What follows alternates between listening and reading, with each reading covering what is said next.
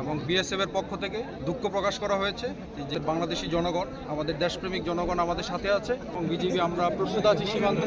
আমাদের বাংলাদেশি 1 ইঞ্চি আমরা ছাড় দিব না। আমরা মাটি নিয়ে আছি। চৌকা এবং কিরণগঞ্জ দুটা বিজিবি ক্যাম্পের মাঝামাঝি স্থানে 177-এর 3S বরাবর এখানে আমাদের বাংলাদেশি কিছু আম গাছ ছিল। ভারতের নাগরিকরা আমাদের এই বাংলাদেশি আম গাছ কাটাকাটি নিয়ে একটা ভারতীয় নাগরিক এবং বাংলাদেশের নাগরিকের মধ্যে একটা উত্তেজনার পরিস্থিতি সৃষ্টি হয়। সেই ক্ষেত্রে দুই পক্ষ, বাংলাদেশ সাইড এবং ভারতের সাইডে দুই পক্ষ জনগণ যার যার দেশের শূন্য লাইন বরাবর সবাই দাঁড়িয়ে যায়। তো এই ব্যাপারে আমরা বিজিবির সাথে সাথে আমাদের বিজিবির জনবল বৃদ্ধি করেছি। আমরা অফিসাররা নিজেরাই গ্রাউন্ডে এসেছি। এসে আপনারা দেখেছেন যে 4:10 আমাদের বিজিবি ব্যাটালিয়ন কমান্ডার পর্যায়ে বিএসএফ এর কমান্ডেন্ট এসেছিল। আমাদের কমান্ডেন্ট পর্যায়ে একটা ফ্ল্যাগ মিটিং হয়েছে এবং বিএসএফ এর পক্ষ থেকে দুঃখ প্রকাশ করা হয়েছে যে গাছগুলি কাটা হয়েছে, এটা অন্যায় হয়েছে এবং তাদের পক্ষ থেকে তারা এটা ব্যবস্থা নেবে। তো সুতরাং আমরাও একদম লাস্ট এটা সম্পূর্ণ বিচার না হওয়া পর্যন্ত আমরা গ্রাউন্ডে আছি এবং যেন শূন্য লাইন কেউ অতিক্রম না করে এবং উত্তেজনা পরিবেশ প্রশমিত করার জন্য আমরা বিজিবি প্রস্তুত আছি।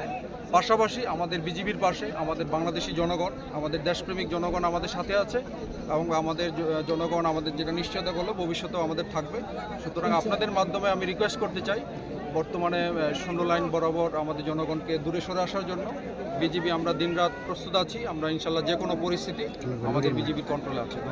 আর একটা বিষয় জানতে চাচ্ছিলাম, কয়েকজন আহত হয়েছে এবং ওই পক্ষ থেকে বোমা নিক্ষেপ করা হয়েছে বেশ কিছু, এই বিষয়ে বিজিবি সদস্য আহত হয়েছে। না, এটা হচ্ছে আমাদের মব কন্ট্রোল করার জন্য, আমাদের তেমন উল্লেখযোগ্য আহত হওয়ার কোনো পরিসংখ্যান নাই। তো বিএসএফ এর পক্ষ থেকে আহত বা নিহত হয়েছে কিনা আমরা এটা এখনো জানতে পারি নাই।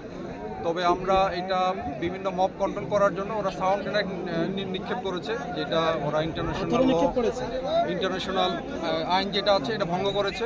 তো এই ব্যাপারে আমি আমার মহাপরিচালককে বিস্তারিত ঘটনা বর্ণনা করেছি এবং আমি আশা করি আমাদের বিজিবির হেডকোয়ার্টার এবং বিএসএফ হেডকোয়ার্টারের উচ্চ পর্যায়ে তারা একটা আলোচনা করবেন।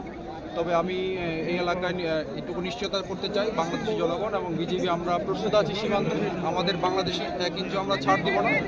ওই এলাকার সীমান্তের নিরাপত্তা আমরা বজায় রাখবো। ধন্যবাদ সবাই। 10টা গাছ কেটেছে, দেখে আছেন আপনারা ওখানে কি করেছে?